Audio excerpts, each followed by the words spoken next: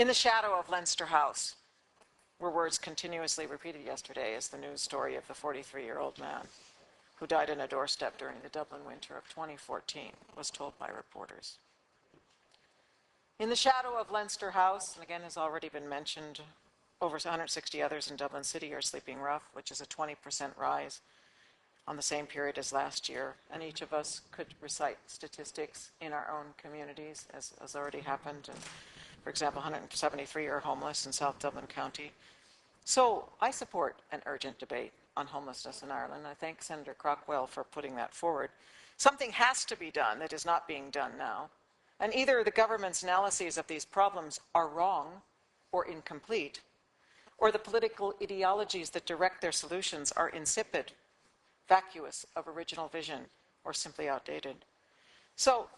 But I think that so that it could be as fruitful as it could be and inclusive of thoughtful analysis and imaginative recommendations of what can be done differently, at least a day or more than 24 hours, I don't think would go astray to help us to prepare our remarks. So I want to support the leaders and thank the leader for inviting Minister Kelly in for tomorrow afternoon, later evening. But this is the Dublin winter too, where there is deep agitation in the air. It has resulted in intimidating and menacing behavior in some of our citizens and residents, civil unrest. And so many of us are wondering, why is this? What is happening?